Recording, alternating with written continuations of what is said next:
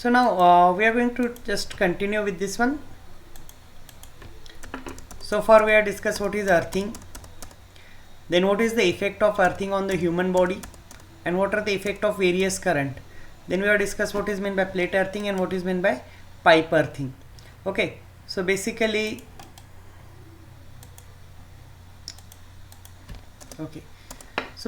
in case of plate earthing, pipe earthing, we are going to say, use a pipe which is made up of galvanized iron pipe is there, having the diameter of 38 mm means 3.8 centimeter diameter and 2 meter of length, is embedded vertically into the ground. So in that case, what we are going to do, we are going to use the pipe whose diameter is this much, means 3.8 mm. Okay, 38 mm, and it is length is nearly 2 meter, 2 metre म्हणजे साधारणतः 6 फूट पर्यंतचा हा pipe आपण जमिनीमध्ये टाकतो त्याच्यात, embedded vertically into the ground to work as the earth electrode, and it will work as electrode. But the depth depends on the soil condition, and this depth is depend on soil condition. If it is a black soil, then it is up to 2 meter. If it is the rocky soil, then the length may be different over here. And if you can see over here, there are certain holes. Okay, हे जे गोल holes असते ते कशा करतायत, इथं या पाईपला hole दिलेले असतात मध्ये, so that through this hole the water is going to be percolated to the nearby area. So when you're going to pour the water into this one, through this funnel the water is going to be collected and going to be released into the say earth pit, and when it will pass through this pipe, it will just go percolated to the nearby regions, and it will maintain the moisture in the layers of your coal and soil. Coal आणि सॉल्टच्या ज्या layers आहेत ना त्याच्यामध्ये moisture level maintain करतं. The earth wire is fasten to the top section of the pipe with nut and bolt. इथं जे हा सेक्शनचा पाईप आहे, टॉप सेक्शन आहे, so at this point I am going to fasten the earth wire. So this is the top section of the pipe. हा जो पाईपचा top section आहे, इथं मी अर्थ वायरला त्याला नट बोल्टने हे करणार आहे.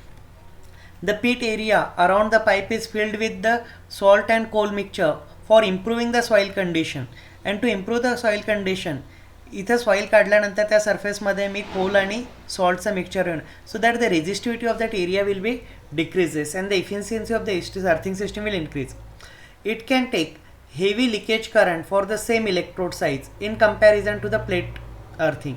ओके, सो प्लेट अर्थिंगच्या पेक्षा याच्यामध्ये तुमचा करंट जो आहे, लिकेज करंट, तो इफेक्टिवली हे केला जातो पाईप अर्थिंगमध्ये.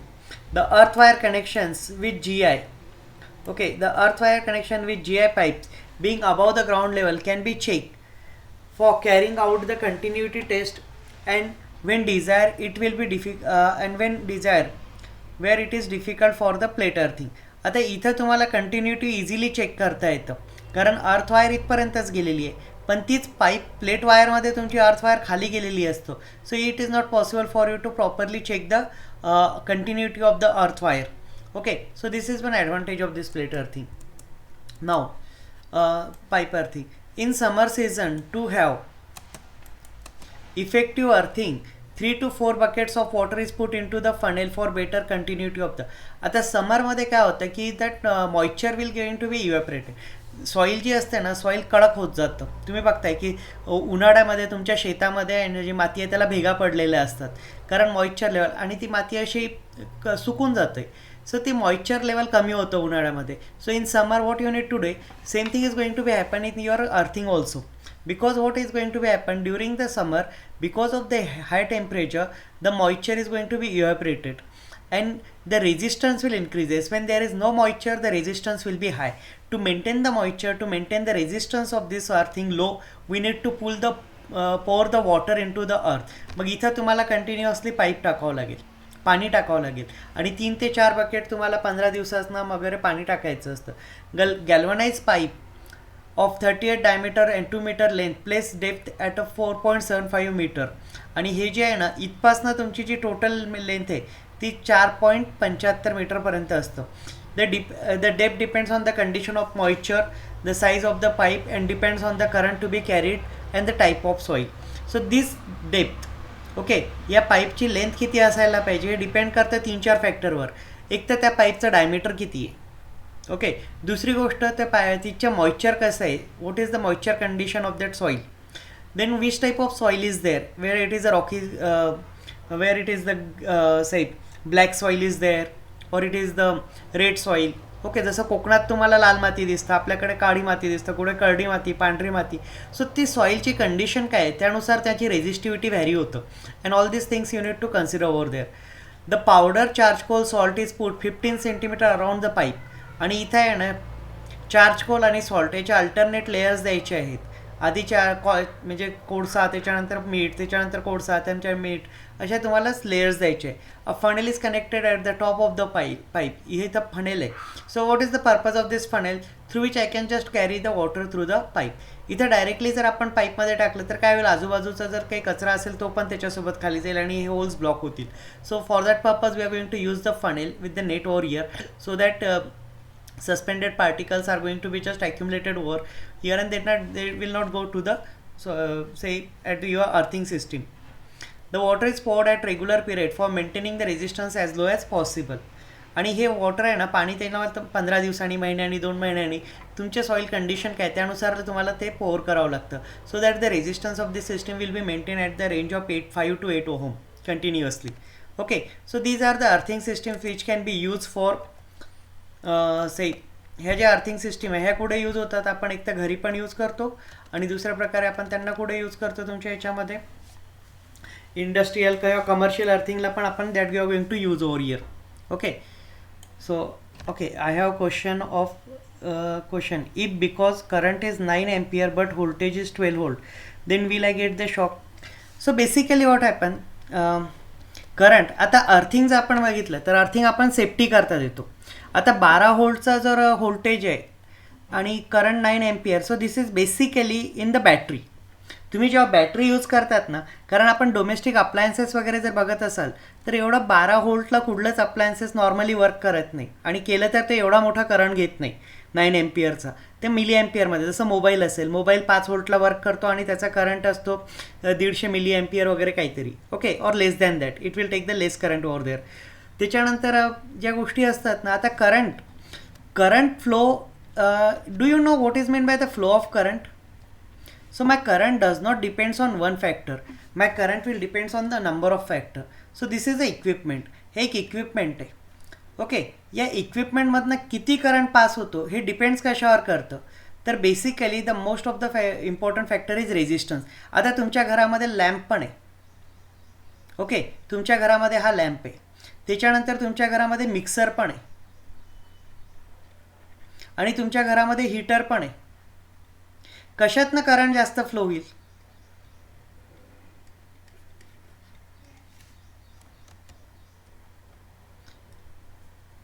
आवाज येत आहे का? हीटरमधनं.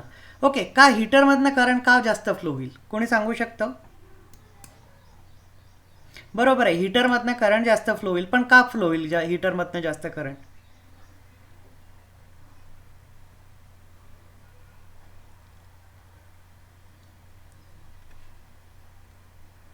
हीटरचा रेजिस्टन्स. मग आपण दुसऱ्या साईडला बनतो की रेजिस्टन्स जास्त असला तर करंट कमी फ्लो होतो. इथे तर तुम्ही बरोबर बोलताय की हीटरमधनं करंट जास्त फ्लो होईल कारण रेजिस्टन्स, पण रेजिस्टन्स काय करतं, करंटला अपोज करतं. Okay, so basically there are 2 to 3 things which will just limit the current flow through the body. किंवा कुठल्याही करंटला आहे ना फ्लो होण्याकरता सिस्टीममधनं 2-3 गोष्टी असतात त्या कंट्रोल करतात. तर त्याच्यामध्ये एक सर्वात इम्पॉर्टंट आहे व्होल्टेज, दुसरा आहे रेजिस्टन्स. ओके, पहिला पॅरामीटर काय आहे? Voltage means potential difference, resistance. हे 2 इम्पॉर्टंट पॅरामीटर आपण डिस्कस करूया. ओके, सो आता व्होल्टेज जर माझं सपोज, त्याच्याकरता मी एक सिम्पल एक्झाम्पल देतो. आपण मूवी बघतो बरेचदा. ओके, तर मूवी बघताना तुम्ही बघतायत की एक रिव्हॉल्वर असेल, रिव्हॉल्वरमधनं तो शूट करतो. रिव्हॉल्वरमधनं शूट केल्यानंतर ती गोळी आपल्या बॉडीमधनं आरपार जाऊ शकते. ओके, म्हणजे माझ्याकडे रिव्हॉल्वर असेल आणि रिव्हॉल्वरमधनं मी जर माझ्याकडे गन आहे आणि त्या गनमधनं मी जर बुलेट शूट केली, ओके, तर ती गोळी माझ्या बॉडीमधनं जाते. किंवा तुम्ही एखाद्या वेळेस जे मेला वगैरे लागतात ना एक्झिबिशन्स, तिथं बलून्स वगैरे फोडण्याकरता दिलेले असतात स्टॉल, तिथं गन असतात. ओके, आणि त्या गनमध्ये तुम्ही आहे ना जे छर्रे असतात ते टाकून हे करतात. तर त्याच्यामधनं जो काय करतो की आपण त्या गनमधनं जर छर्रा मारला तर त्याचं, okay, I will just check my sound. आता आवाज येत आहे व्यवस्थित? आता आवाज येते व्यवस्थित? येस सर, थोडा ब्रेक होत आहे मध्ये सर. ओके, ठीक आहे. You are now muted. You are now unmuted. Okay, आता येतोय का रे? Now is it clear? Yes sir, येतोय पण थोडा मध्ये मध्ये ब्रेक होतोय सर आवाज. ठीक आहे, मी लिव्ह करून परत जॉईन करतो मग.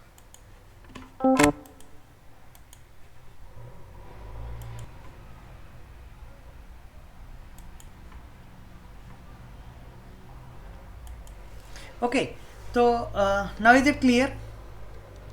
आता येते आवाज व्यवस्थित? सर येतोय. ओके, तर आपण काय बघत होतो की एक क्वेश्चन आलेला होता आपल्याला की 12 व्होल्टची बॅटरी असेल किंवा 12 व्होल्ट सप्लाय आणि करंटचा मॅग्निट्यूड जास्त आहे, एम्पियरमध्ये आहे, 9-10 एम्पियर किंवा 5-6 एम्पियर असेल तर मला शॉक लागेल का? सो बेसिकली माझा करंट फ्लो असतो ना, हा 2-3 गोष्टीवर डिपेंड आहे. त्याकरता आपण एक एक्झाम्पल बघत होतो की माझ्याकडे एक गन आहे आणि त्या गनमधनं मी एक बुलेट लॉन्च करतोय. ओके, तर ती बुलेट काय झाली, तुमचा करंट आहे, बुलेट मीन्स युअर करंट, आणि ती गन झाली ना, तो तुम्हाला फोर्स देईल. सो मी जेव्हा गनमधनं बुलेट लॉन्च करेल तेव्हा त्याचं बुलेटची स्पीड जास्त असेल की कमी असेल? वेलॉसिटी कशी असेल बुलेटची?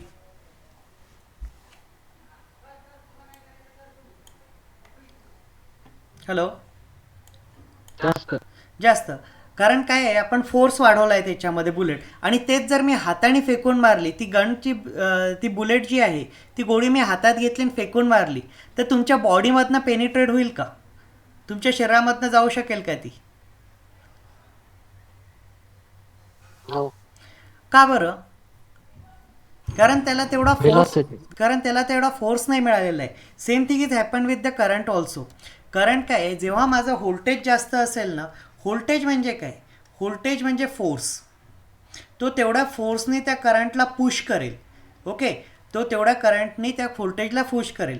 मग आता माझं जर 230 व्होल्ट आहे तर त्याच्यावरचा जो करंट आहे त्या चार्जवर फोर्स जास्त आहे, त्यामुळे तो करंट तिकडे फोर्स केला जाईल, पुश केला जाईल. ओके, आणि त्या केसमध्ये काय होईल की करंटला जास्त फोर्स असल्यामुळे तो करंट त्याच्या इक्विपमेंटमधनं पास होईल.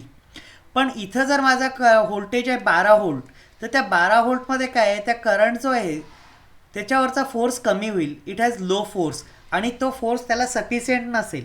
सो ह्युमन बॉडीचा जो आपण रेजिस्टन्स केला आहे की मला 12 व्होल्टची जर सिस्टीम असेल तर त्याचा शॉक लागेल का? तर 12 व्होल्ट आहे तुमचा आणि करंट आहे 5 एम्पियर किंवा 7 एम्पियर किंवा 9 एम्पियर करंट आहे, तर तुम्हाला त्याचा एवढा फरक पडणार नाही. कारण त्याच्यामध्ये एकतर पहिली गोष्ट काय की ते व्होल्टेज कमी आहे, ते व्होल्टेज कमी असल्यामुळे तेवढा करंट तो फ्लो होणार नाही. कारण करंट दुसऱ्या पॅरामीटर आहे माझ्या रेजिस्टन्सवर. आता रेजिस्टन्स काय करेल की रेजिस्टन्स करतो, अपोज करतो, रेजिस्टन्स करंटला अपोज करतो. पण मग आता बॉडीचा रेजिस्टन्स जास्त असल्यामुळे आणि व्होल्टेज कमी आहे, फोर्स कमी आहे, त्यामुळे तो त्याला करंटला लोटूच शकणार नाही तुमच्या बॉडीमध्ये, आणि तेवढा करंट तुमच्या बॉडीत जाणारच नाही. तो काहीतरी मिली एम्पियरमध्ये जाईल, 5-6 मिली एम्पियरचा करंटच तुमच्या बॉडीमधनं पास होईल.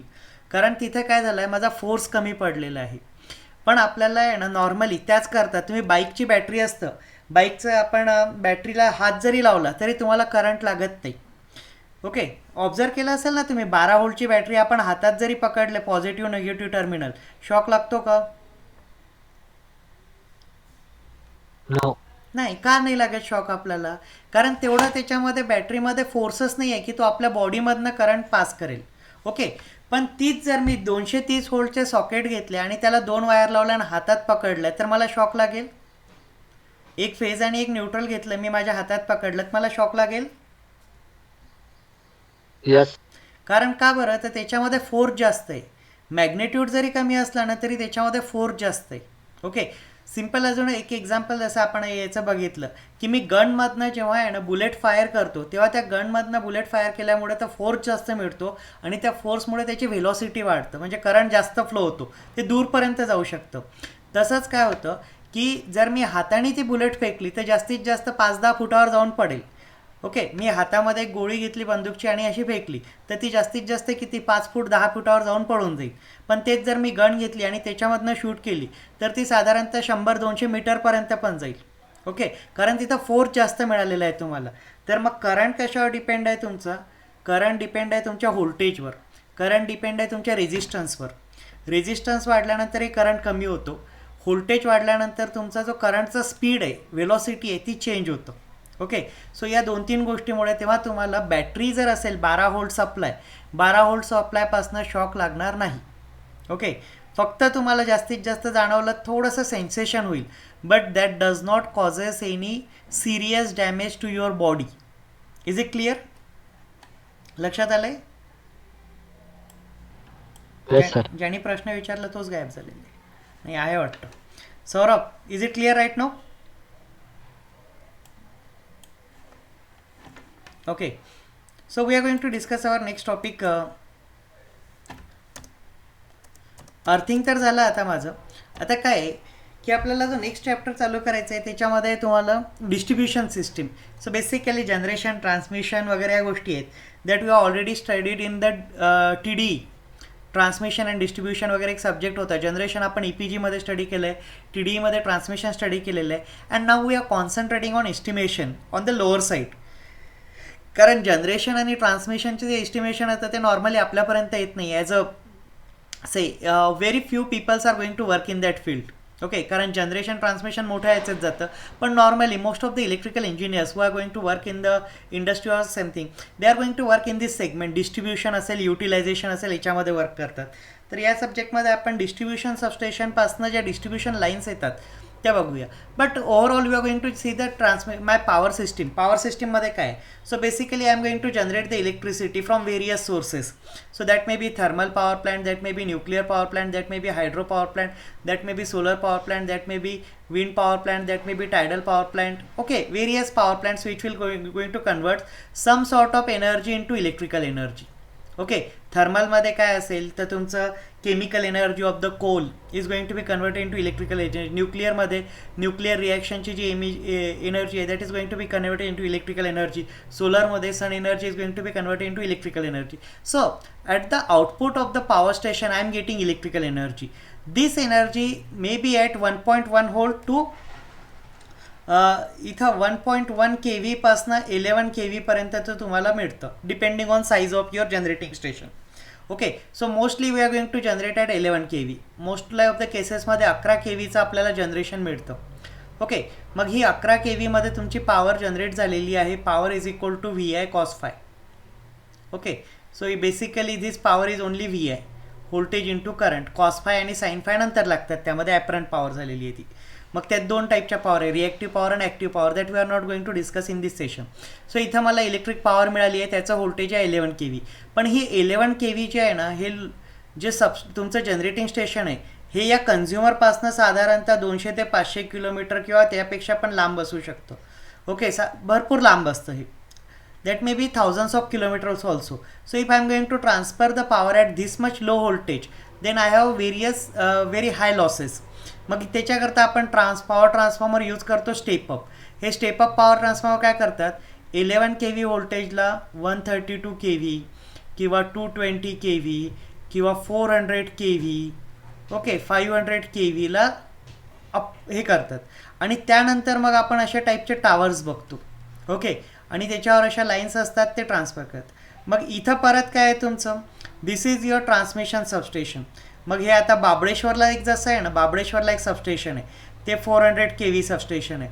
मग ते 400 kV सबस्टेशन काय करतं की त्याला रिड्यूस करतं 132 kVमध्ये किंवा मग 220 kVमध्ये असं रिड्यूस करतं आणि परत ट्रान्सफर करतं. मग हे सपोज माझं कोपरगावचं डिस्ट्रीब्युशन सबस्टेशन आहे. ओके, मग या कोपरगावच्या सबस्टेशनला आलं 132 kV. मग 132 kVला 11 kV किंवा 33 kVमध्ये करतं. ओके, आणि 33 kV फीडर इंडस्ट्री किंवा छोट्या छोट्या गावाला जातात किंवा 11 kVच्या इथं. मग हे झालं माझं सपोज 33 kVची लाईन असेल, ही आली या इंडस्ट्रियल एरियामध्ये, एक पर्टिक्युलर इंडस्ट्रियल एरिया आहे त्याला. आणि इथं मग परत ते त्यांचे छोटे छोटे हे असतात, ते त्या 33 kVला परत तुमच्या 400 व्होल्टमध्ये किंवा याच्यामध्ये कन्वर्ट करतात. ओके, तसंच दुसरा जो आहे माझा रेसिडेन्शियल, आपल्या घरी जी इलेक्ट्रिसिटी येतं तर तिथं आलेला आहे माझा 11 kV. आता 11 kV या इथं येतो, याला काय म्हणतात? DP means what? डीपी म्हणजे काय? Distribution pole. Distribution pole. त्या डिस्ट्रीब्युशन पोलवर एक ट्रान्सफॉर्मर माउंट केलेला असतो. तो ट्रान्सफॉर्मर कुठल्या टाईपचा असतो? स्टेप अप असतो की स्टेप डाऊन असतो? डिस्ट्रीब्युशन पोलवर जो ट्रान्सफॉर्मर माउंट केलेला आहे तो स्टेप अप आहे की स्टेप डाऊन आहे? Whether it is a step up और step down? It is a step down transformer. Step down transformer काय करेल, या 11 kV ला 415 व्होल्टमध्ये कन्वर्ट करतो. ओके, हे जे 11 kV आलं याचं इनकमिंग हे आहे 11 kV आणि आउटपुटला मिळतं तुम्हाला 415. तर या ट्रान्सफॉर्मरची जी सेकंडरी साईड असते ना, प्रायमरी साईड असतं डेल्टा आणि सेकंडरी साईड असतं स्टार कनेक्टेड. म्हणजे सेकंडरीला तुम्हाला 4 वायर मिळतात, आर, वाय, बी आणि न्यूट्रल. मग अशा 4 वायर्स तुमच्याकडे येतात पोलवर आणि ह्या आर, वाय, बी 3 फेज असतात आणि एक न्यूट्रल असतं.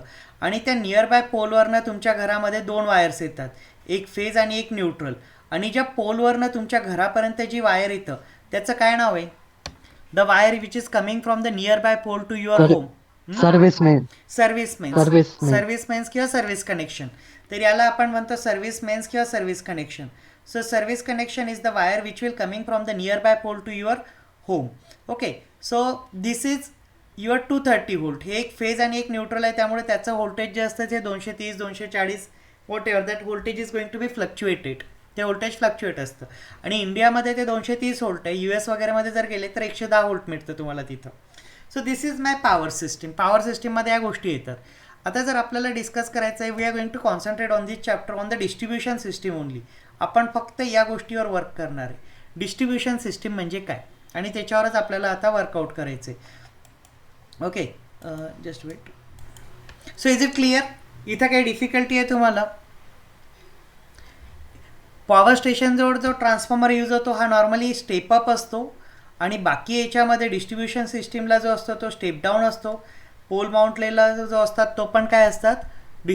स्टेप डाऊन ट्रान्सफॉर्मर असतात. ते व्होल्टेजला कमी करतात. ओके, आणि जे डिस्ट्रीब्युशन जे आहेत ते परत 2 टाईपचे आहे, primary distribution and secondary distribution. So primary distribution is normally given to the industrial area in which the voltage may be 11 kV, okay, और 33 kV. प्रायमरी डिस्ट्रीब्युशनमध्ये व्होल्टेज थोडं जास्त असतं आणि सेकंडरी डिस्ट्रीब्युशनमध्ये व्होल्टेज जे आहे ते कमी आहे. ते व्होल्टेज किती असतं तुमचं?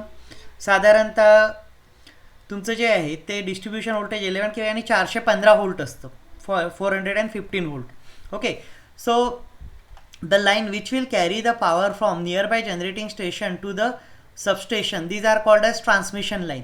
अशा टाईपचे जे टावर दिसतात तुम्हाला, असे मोठे टावर, ओके, ते कोणते आहेत? तुमचं ट्रान्समिशन लाईन. आणि हे छोटे जे टावर्स आहेत these are your distribution line. तर आपल्या पॉवर सिस्टीममध्ये 2 टाईपच्या लाईन्स आहेत, एक ट्रान्समिशन लाईन आहे आणि एक डिस्ट्रीब्युशन लाईन आहे. सो त्याच्यामध्ये काय फरक आहे? डिस्ट्रीब्युशन लाईनचं व्होल्टेज लेवल कमी असतं, ट्रान्समिशन लाईनचं व्होल्टेज लेवल जास्त असतं. त्यामुळे ट्रान्समिशन लाईनची हाईट तुम्हाला जास्त दिसेल. जे पोल असतात ते कॉम्प्लिकेटेड स्ट्रक्चर आहेत आणि त्यांचे उंच पोल असतात. आणि डिस्ट्रीब्युशन लाईनमध्ये व्होल्टेज लेवल कमी असल्यामुळे जे पोल्स आहेत ते छोट्या साईजचे असतात. ओके, आणि व्होल्टेज लेवल कमी असतं त्याला. व्होल्टेज लेवल डिस्ट्रीब्युशनची तुमची जास्तीत जास्त 11 kV आणि 415 व्होल्टपर्यंत असतं. ट्रान्समिशनची जी व्होल्टेज लेवल आहे ती असते जवळपास 11 kV, 33 kV, सॉरी, ट्रान्समिशनची 33 kV, 66 kV, 132 kV, 66 kV, sorry 220 kV. Okay, so normally एक आणखी क्वेश्चन विचारला जातो एक्झाममध्ये किंवा सॉरी ओरलमध्ये तुम्हाला, की बेसिकली आपल्याला जर व्होल्टेज लेवल जे आहेत ते 11 kV, 33 kV, 220 kV अशाच का बरं आहेत, 10 kV का नाही आहे, किंवा मग मला जर 200 व्होल्ट पाहिजे, 230 वगैरे अशा काय 220 का आहेत? सो बेसिकली काय, जेव्हा इलेक्ट्रिक पॉवर सिस्टीम जेव्हा डिझाईन झाली ना त्या टाईमला काय झालं होतं की एक प्रॉब्लेम असा होता, हा माझा इथं मी पॉवर जनरेट करत आहे ए लोकेशनला आणि हा माझा लोकेशन बी, तर इथून इथं पॉवर कॅरी करायची आहे मला ए लोकेशनपासून बी लोकेशन करता. त्याकरता आपण कंडक्टर यूज केला किंवा वायर्स यूज केल्या. ओके, आता ही वायर यूज केली. इथं मी जे इक्विपमेंट यूज करत आहे, इलेक्ट्रिकल इक्विपमेंट, या इक्विपमेंटला मला लागतो आहे 100 व्होल्ट सप्लाय. मला व्होल्टेज किती लागते या इक्विपमेंटला? 100 व्होल्ट. आणि मी जर व्होल्टेज जनरेट केलं 100 व्होल्ट आणि इथनं सेंड केलं तर इथं मध्ये लॉस व्हायचा थोडाफार. तो लॉस सपोज आपण केलेला आहे की loss is equal to what I square I R loss, voltage drop व्हायचा त्याच्यामध्ये. ओके, सो मग हा व्होल्टेज ड्रॉप आहे ना, हा व्होल्टेज ड्रॉप कशामुळे होतो तुमचा आय आर करंट आणि त्यातला जो रेजिस्टन्स अपोज करतो कंडक्टरचा त्याच्यामुळे व्होल्टेज ड्रॉप होतो. हा व्होल्टेज ड्रॉप नॉर्मली कन्सिडर केला त्या काळामध्ये 10%चा. ओके, म्हणजे मला जर 100 व्होल्ट व्होल्टेज पाहिजे आणि मी जर इथून 100 व्होल्ट केलं ट्रान्सफर तर मला तिथे आहे ना 91 व्होल्टच मिळायचं किंवा 90 व्होल्टच मिळत होतं. इथे किती मिळायचं मला, मी 100 व्होल्ट पाठवलं तर मला मिळत किती होते म्हणजे डेस्टिनेशनला. हा माझा झाला सोर्सपासून मी 100 व्होल्ट पाठवले पण डेस्टिनेशनला 100 व्होल्ट मिळत नव्हतं. मला तिथे किती मिळायचं 90 व्होल्ट, 10 व्होल्टचा मध्ये लॉस होत होता. ओके, मग त्याच्यामुळे माझे जे इलेक्ट्रिकल इक्विपमेंट्स आहेत ते व्यवस्थित चालतच नव्हते. तुम्ही घरी ऑब्झर्व केलं असेल काही तुमच्याकडे जे वस्तीवर राहणारे मुलं आहेत आणि त्यांनी लहानपणी आता याच्यात तर नाही पण तुम्ही छोटे असताना बघितलं असेल की तुमच्या वस्तीवर आहे ना ट्यूबलाईट होत्या आधी 15-1 वर्ष आधी ट्यूबलाईट होत्या, त्या संध्याकाळी लागतच नसायच्या. का बरं लागत नव्हत्या, कारण काय तर व्होल्टेज कमी मिळायचं त्यांना. ओके, 230 व्होल्टेजला त्याला ऑपरेट करायला डिझाईन केलेलं आहे पण त्याला तेवढं व्होल्टेजच मिळत नव्हतं, 150-160 व्होल्टेज मिळायचं.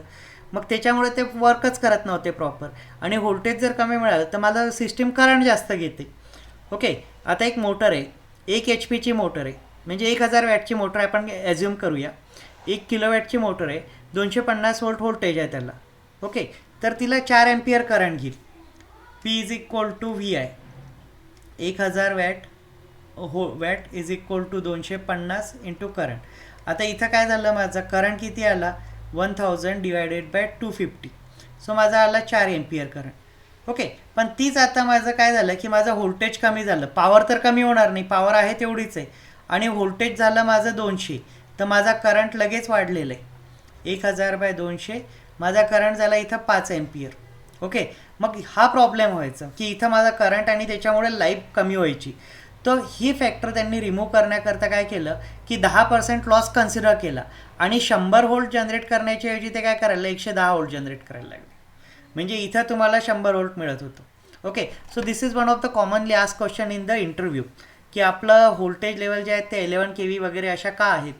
तर त्याच्यात आपण ॲन्सर देताना असं सांगू शकतो की नॉर्मली जी सिस्टीम डिझाईन झाली त्यावेळेस आपण ट्रान्सफर करताना पॉवरमध्ये व्होल्टेज ड्रॉप होत होता. तो व्होल्टेज ड्रॉप 10% ॲझ्युम करून सपोज मला 100 व्होल्ट व्होल्टेज पाहिजे, मी 100 व्होल्टनेच जर ट्रान्सफर केलं तर मध्ये मला काहीतरी लॉस व्हायचा 10%, त्यामुळे मला 100 व्होल्ट न मिळता 90 व्होल्टच मिळायचं, त्याच्यावर इक्विपमेंट प्रॉपरली वर्क करत नव्हते. त्याकरता आपण 100 व्होल्ट जर पाहिजे असेल तर त्याच्यापेक्षा 10% ॲड करून 110 व्होल्ट सप्लाय करायचं, जेणेकरून मला आउटपुटला सेम व्होल्टेज मिळेल, रिक्वायर्ड व्होल्टेज मिळेल. Is it clear? हे लक्षात आलंय? Sir. Okay, just weight.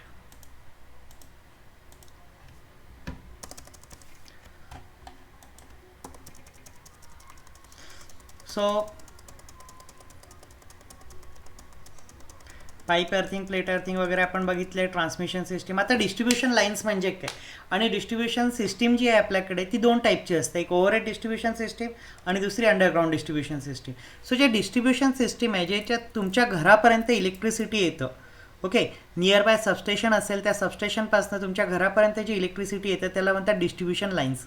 So distribution lines are low voltage lines that carry electricity from substation to the end user for residential or commercial use. मग काही याच्यामध्ये commercial use करता पण येतं, काही याच्यामध्ये रेसिडेन्शियल यूज करता पण येतं. तर तुम्ही नॉर्मली हे बघितलेलं आहे. ओके, असे पोल्स बघितलेले आहेत, प्रत्येकाने बघितलेले असतील. सो याच्यामध्ये काय आहे की ही झाली माझी वेदर इट इज ओव्हरहेड और अंडरग्राऊंड. ही कुठली सिस्टीम आहे, ओव्हरहेड आहे की अंडरग्राऊंड आहे? जी इमेज दिसत आहे तुम्हाला ती ओव्हरहेड डिस्ट्रीब्युशन सिस्टीम आहे की अंडरग्राऊंड डिस्ट्रीब्युशन सिस्टीम आहे? It is overhead. Why it is overhead?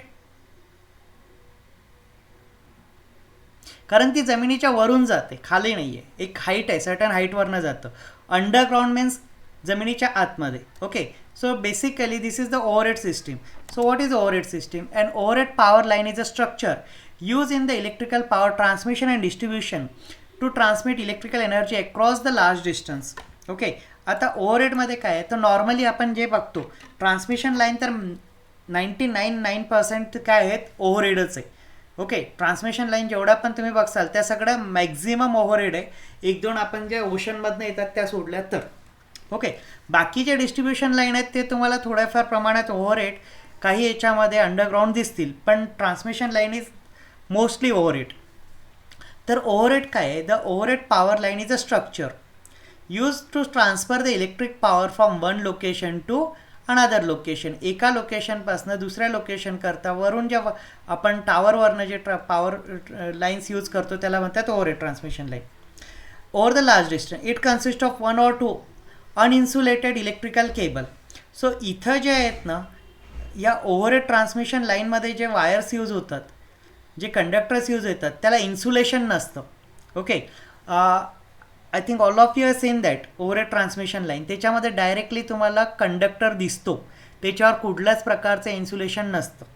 Okay, it consist of 1 or more uninsulated electrical cables commonly multiple of 3 for 3-phase supply suspended by towers or poles. आणि हे कशाने suspend केलेले असतात एअरमध्ये?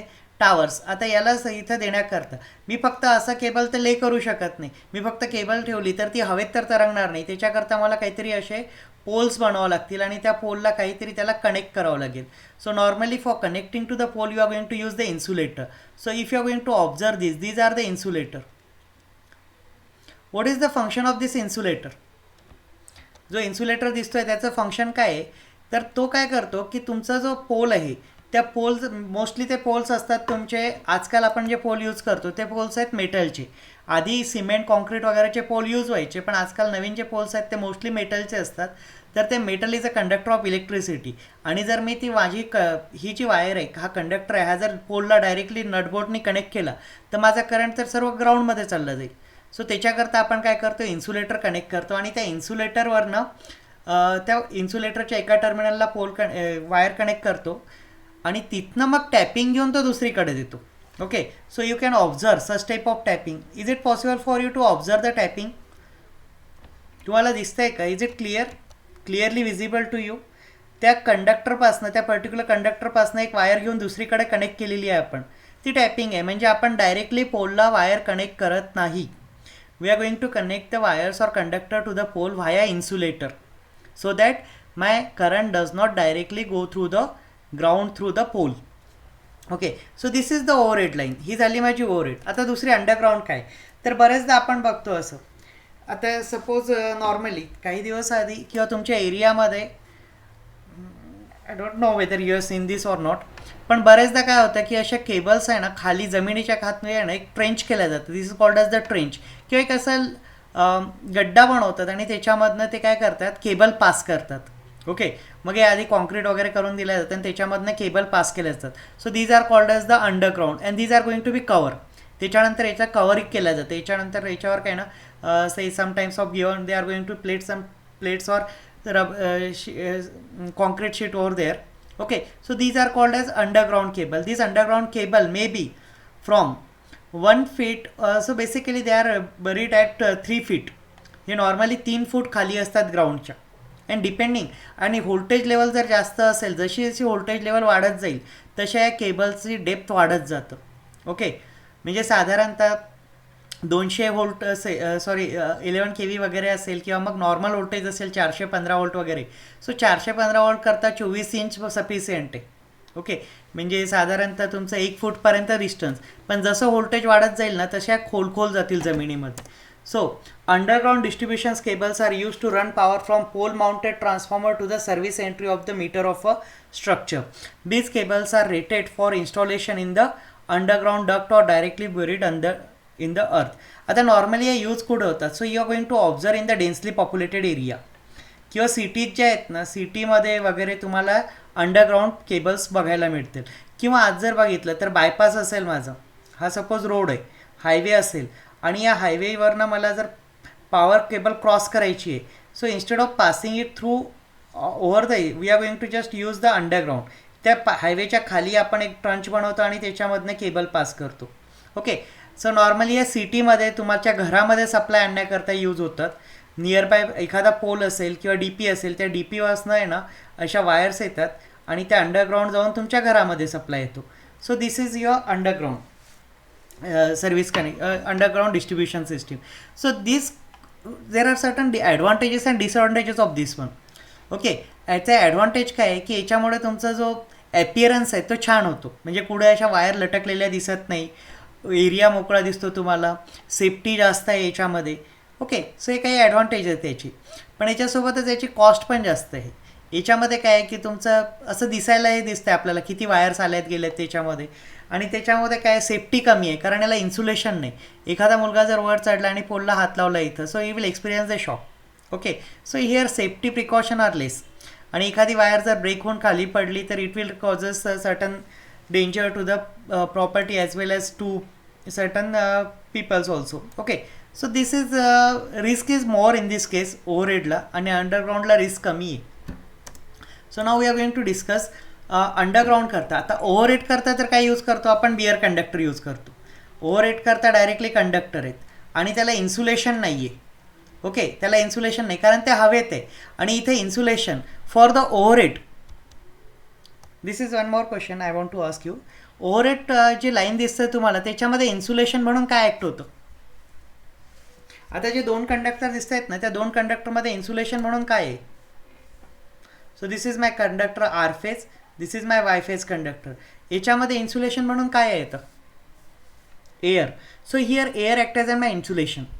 Okay, ओव्हरहेडमध्ये तुम्हाला insulation दिसत नाही डोळ्यांनी, पण एअर असतं ज्याच्यामुळे दोन कंडक्टरच्या मध्ये इन्सुलेशन दिसते.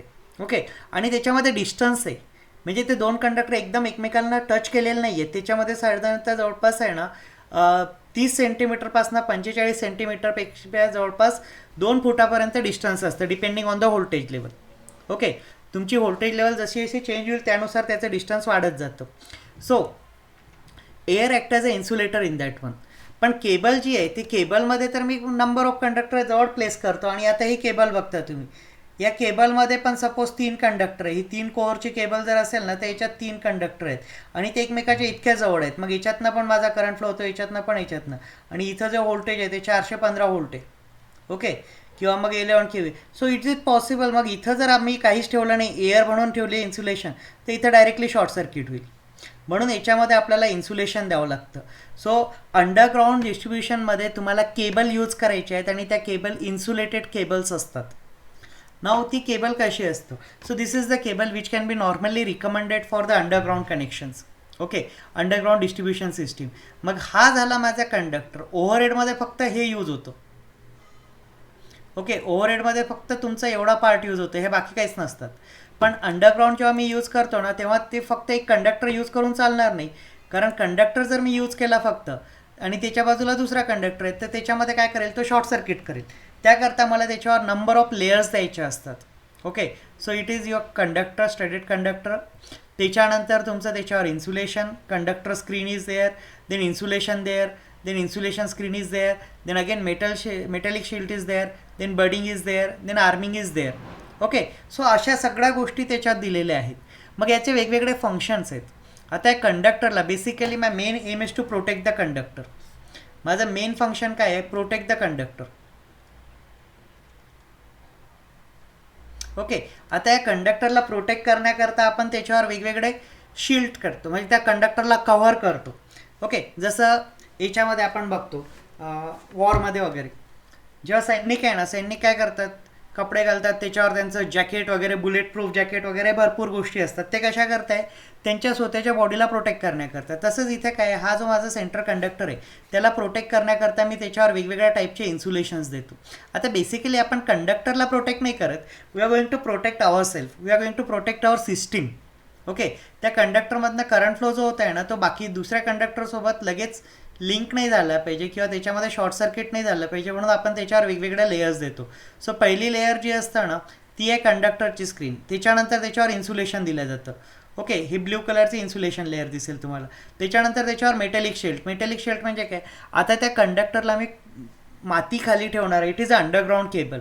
So I am going to pour some soil over there, आणि सॉईलमध्ये मॉइश्चर पण असू शकतं किंवा त्याच्यामध्ये स्टोन्स वगैरे असतील तर ते स्टोन्स त्या इन्सुलेशनला ब्रेक करू शकतील. So for that purpose I am going to use the metallic shield. म्हणजे ते मेटल काय करेल, याला इंटरनल याला प्रोटेक्ट करण्याचं काम मेटल करेल. Each layer is protected by next layer.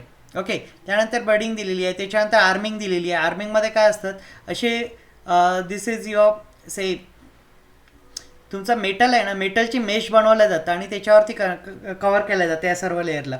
So it is going to provide the mechanical protection. आर्मिंगचं फंक्शन काय, it will provide the mechanical protection to the cable. So underground cable essentially consist of one or more conductor covered with the suitable insulation surrounded by some protective layer. आणि protective layer वेगवेगळ्या असतात. आता काहीच्या काही cable जे असतात ना, त्याच्यामधनं current जास्त फ्लो होणार आहे. तर करंट जर जास्त फ्लो होत असेल तर हीट जास्त वाढेल. आणि ह्या केबल ज्या आहेत ना, या केबल्स आपण अंडरग्राऊंड असतात, त्यामुळे तिथे आहे ना कंडक्शन केव्हिएशन. आता इथं याच्यामधनं जर करंट फ्लो झाला ना, तर काय होतं, आजूबाजूला हवा आहे, ती हवा काय करते, याचं टेम्परेचर जरी वाढलं ना तर ती एअर जी आहे, flowing air will just cool this conductor. Okay, flowing air जी आहे ना ती या कंडक्टरला कूल करतं आणि त्याचं टेम्परेचर मेंटेन ठेवलं जातं. पण in case of cable this is not going to be happen. त्यामुळे व्होल्टेज लेवल जसं जसं तुमचं वाढत जाईल तसं तुम्हाला मग कूलिंग पण प्रोव्हाइड करावं लागतं केबलला. सो मग काही याच्यामध्ये ऑइल यूज करतो आपण कूलिंग करता, तर low pressure oil field cables. Okay, त्याच्यानंतर high pressure oil field cables common for extra high voltage transmission line और एक्स्ट्रा हाय व्होल्टेज लाईन्स. नंतर काही असतात paper insulated cables, cross link polythene cables. Okay, so या oil केबलमध्ये काय असतं की याच्यामधनं ऑइल डक्ट आहे आणि त्याच्यामधनं आपण ऑइल पास करतो. सो इथं माझं आहे सपोज सेंडिंग एंड आणि हा आहे माझा रिसिव्हिंग एंड, आणि हे डिस्टन्स आहे सपोज 100 मीटरचं किंवा 1000 मीटरचं, म्हणजे 1 किलोमीटरचं डिस्टन्स आहे. तर 1 किलोमीटर डिस्टन्समध्ये माझं पास होताना काय होईल की कंडक्टरमधनं जेव्हा करंट फ्लो होतो तेव्हा I2R लॉस होतं. तर I2R लॉसमध्ये टेम्परेचर वाढतं आणि टेम्परेचर वाढल्यामुळे तर केबलचं इन्सुलेशन डिटोरिएट होऊ शकतं, त्याला जळू शकतं. तर त्याकरता ते केबल या कंडक्टरला कूलिंग करण्याकरता आपण त्याच्यामधनं ऑइल पास करतो. सो ऑइल इथनं पास होताना काय होईल, जसं जसं ऑइल पास होत पुढे जाईल तो या कंडक्टरपासून हीट एक्स्ट्रॅक्ट करत जाईल. Okay, so it will extract the heat of the conductor and try to maintain the temperature of the conductor within the specific limit. So the function of oil is that only. Is it clear? त्याच्यानंतर आपण बघतोय this is again one type of cable. त्याच्यामध्ये conductor दाखवला, insulation, metallic shields वगैरे. आणि आता तुम्हाला एक एक्झाम्पल जर द्यायचं झालं, so this is your system. या सिस्टीममध्ये basically you can observe in the say metro cities और where there say smart system जे असतील ना, किंवा आपण आता काही ज्या सिस्टीम आहे जिथं पॉप्युलेशन जास्त असेल, किंवा एखादी सिस्टीम जी असेल की जिथं तुम्हाला क्लिनलीनेस, पॉश एरिया जे बनतो आपण, त्याच्यामध्ये तुम्हाला असे पोल्स वगैरे दिसत नाही. इथं एक पोल इथं आहे आणि इथनं ज्या वायर्स गेलेल्या आहेत ना त्या जमिनीच्या खालून, रस्त्याच्या खालून गेलेल्या आहेत इथं. Okay, so this is your say one distribution board, आणि इथनं मग वेगवेगळ्या घरांना तो सप्लाय गेलेला आहे. Okay, so this is how here you cannot see the overhead transmission line, you can see the underground lines. Okay, so this is not pure underground, it is the hybrid. Hybrid कशामुळे की इथं तुम्हाला इथपर्यंत overhead आलेलं आहे आणि इथून फक्त काय केलं आहे, या डी पीपासनं तुम्ही काय केलेलं आहे की अंडरग्राउंड केलेलं आहे. Okay, so it is the hybrid system in which a combination of overhead and the underground system is going to be use over here. So this system is very common. आता जे नवीन location plan होत आहेत किंवा नगरपालिका ज्या नवीन लोकेशन्सला permission देत आहे त्याच्यामध्ये शक्यतो ते पोल्स जे आहेत ना, पोल्सवरनं देण्याच्या ऐवजी काय करतायत की एक एरिया असेल, त्या एरियामध्ये जर 15-20 घरं असतील तर त्या पोलपासनं अंडरग्राउंड केबल टाकायचे आहेत आणि त्या घरांना सप्लाय द्यायचे आहे. वरून वायर तुम्हाला कुठंच दिसणार नाही. Okay, so this is the electrical distribution system. Now there what is the comparison, this is again commonly asked question. Say compare overhead distribution system with the underground distribution system. So basically overhead आहे, overhead असल्यामुळे तुमचं जे आहे ना फक्त काय use करायचं आहे, तुम्हाला कंडक्टर यूज करायचा आहे आणि तो कंडक्टर पण कोणता आहे तुमचा अनइन्सुलेटेड, म्हणजे बेअर कंडक्टर. त्यामुळे त्याची कॉस्ट कमी आहे. आणि इथं जे आहे ना तुम्हाला काय करायचं आहे की कंडक्टर तर यूज करायचं आहे, पण तो कोणता करायचा, आर्म कंडक्टर किंवा इन्सुलेटेड. ओके, आणि इन्सुलेटेड कंडक्टरमध्ये तुम्हाला फक्त कंडक्टर नाही आहे, त्याच्यावर नंबर ऑफ इन्सुलेशन्स वाढलेले आहेत. तर त्याच्यामुळे काय होतं की याची कॉस्ट ॲड होते. So it is the high cost. याची सिस्टीम कॉस्ट इम्प्लिमेंटेशन कमी आहे, याची कॉस्ट जास्त आहे. सेफ्टीच्या दृष्टीने जर विचार केला तर याला कुठल्याच प्रकारची सेफ्टी दिसत नाही आपल्याला. फक्त काय आहे की तुमच्या रीचपासनं ते वर आहे. सपोज हा पर्सन असेल तर इथं लगेच ती वायर नाही आहे, ती कमीत कमी या लेवलला आहे. त्या पर्सनपासनं असं कमीत कमी 5 ते 6 फूट उंच आहे. 5 to 7 feet height is there from the top of the. और if you are going to consider the floor height किंवा ग्राउंड हाईट जर केली आपण कन्सिडर, ती साधारणतः 12 ते 15 फूटपर्यंत तुमची 15 ते 18 फीटपर्यंत हाईट दिसतं तुम्हाला. ओके, सो त्याच्यामध्ये सेफ्टी जी आहे ना ती कमी आहे. कारण इथं या माणसाने जर एखादा से कंडक्टिंग मेटल रॉड घेतला आणि तो हातात घेऊन फिरायला लागला, so you will touch and that will experience the shock. So इथं सेफ्टी तुम्हाला कमी दिसते, इथं काय सेफ्टी जास्त आहे. कारण या केसमध्ये इन्सुलेशन आहे, त्या माणसाने चुकून त्याला हात जरी लावला तरी तो त्या कंडक्टरपर्यंत टच करू शकत नाही. So safety is more here. Possibility of expansion, याच्यामध्ये इझिली मी एक्सपांड करू शकतो. कारण काय आहे, मला एक पोल टाकला, इथपर्यंत माझी लाईन आलेलीच आहे. इथून एक पोल पुढं टाकला, फक्त वायर ओढल्या की झालं.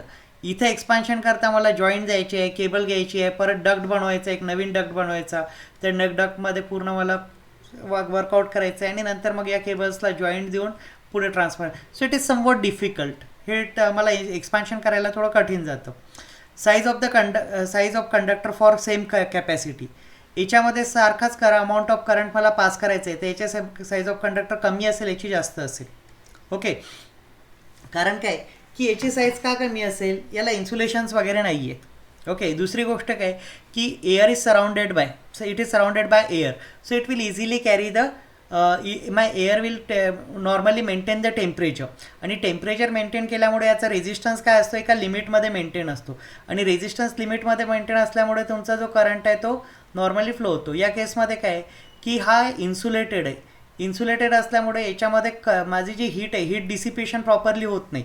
आणि हीट डिसिपेशन जर प्रॉपर झालं नाही तर याचा रेजिस्टन्स वाढत जातो. आणि रेजिस्टन्स वाढत गेल्यानंतर सेम करंट कॅरी करण्याकरता मला साईज जास्त लागतं. म्हणजे इथं मला जर सपोज 2 mm लागत असेल तर इथं मला 2.3 mm किंवा 2.5 mm लागेल याच्यामध्ये. So that is going to be happen over here. Fault detection ओव्हरहेडमध्ये खूप सिम्पल आहे, आपल्याला डोळ्यांनीच दिसतं वायर तुटलेली आहे की नाही. आता अंडरग्राऊंड केबलमध्ये जर मला फॉल्ट बघायचा झाला तर इट इज क्वाईट डिफिकल्ट. मला प्रत्येक केबल चेक करावं लागेल. आणि सपोज 1 किलोमीटरची केबल असेल तर तो केबल तर आपल्याला समजलं फॉल्टी आहे, डॅमेज झालेली आहे, पण कुठे डॅमेज झाली आहे ते लोकेट करायला डिफिकल्ट जातं. So the fault detection is difficult in case of cable underground connection. Prominent line parameter, याच्यामध्ये इंडक्टन्स मेजर पॅरामीटर आहे आणि याच्यामध्ये तुमचा कपॅसिटन्स मेजर पॅरामीटर. व inductance and capacitance are the major parameters. So याच्यामध्ये inductance का major आहे आणि याच्यामध्ये कपॅसिटन्स का मेजर आहे. तर इथं काय होतं बेसिकली, हे जे 2 कंडक्टर आहेत ना, हे एकाच कोअर, हे 2 कोअर आहेत ना एकाच केबलमध्ये असतात, 2 किंवा 3 core.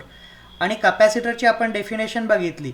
So 2 charge plate even we are going to place at certain distance apart from each other with certain dielectric material that act as a capacitance. Okay, कपॅसिटरची आपण डेफिनेशन बघितली तर काय 2 मेटॅलिक प्लेट्स घेतो आपण. ओके, 2 मेटॅलिक प्लेट घेतल्या आणि त्या मेटॅलिक प्लेटमध्ये काहीतरी डायइलेक्ट्रिक मटेरियल टाकलं, इन्सुलेटर टाकलं. ओके, सो या इन्सुलेटरमुळे काय होईल की याच्यावर एक चार्ज येईल आणि याच्यावर दुसरा चार्ज येईल आणि त्याला म्हणतो कपॅसिटर. तर केबलमध्ये होतं काय की केबलमध्ये असे वेगवेगळे आपण कंडक्टर जे आहेत, कोअर्स आहेत ना, ते एकाच केबलमध्ये आहे. सो हा एक चार्ज प्लेट ॲक्ट होतो, हा दुसरी चार्ज प्लेट ॲक्ट होतो, हा तिसरी चार्ज प्लेट ॲक्ट होतो आणि त्याच्यामध्ये इन्सुलेशन म्हणून तुमचं जे आहे what ever the material PVC वगैरे that act as a insulator. So या सिस्टीममुळे याचा कपॅसिटन्स वाढतो. आणि तेच जर मी ओव्हरहेडमध्ये बघितलं तर त्याच्यामध्ये डिस्टन्स खूप जास्त आहे याच्यामध्ये. ओके, सो त्याच्यामध्ये जो इंडक्टन्स आहे तो प्रॉमिनंट आहे ॲज कम्पेअर टू कपॅसिटन्स. दोन्ही लाईन्समध्ये ओव्हरहेड आणि अंडरग्राऊंडमध्ये तुम्हाला दोन्ही पॅरामीटर मिळणारच आहे. इंडक्टन्स पण असेल आणि कपॅसिटन्स पण असेल. पण इंडक्टन्सची व्हॅल्यू ओव्हरहेडला जास्त मिळतं ॲज कम्पेअर टू कपॅसिटन्स आणि अंडरग्राऊंडमध्ये कपॅसिटन्सची व्हॅल्यू जास्त असते as compare to inductance. Okay, so we know that L is equal to, so L म्हणजे काय, di/dt. ओके, इंडक्टन्स म्हणजे काय, I di/dt, rate of change of current that is going to be takes place over the period of time.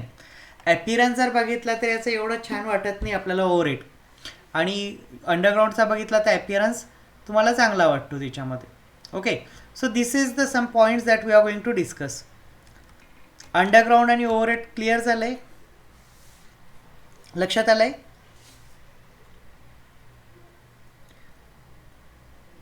Yes or no. Okay, so You are now muted. You are now unmuted.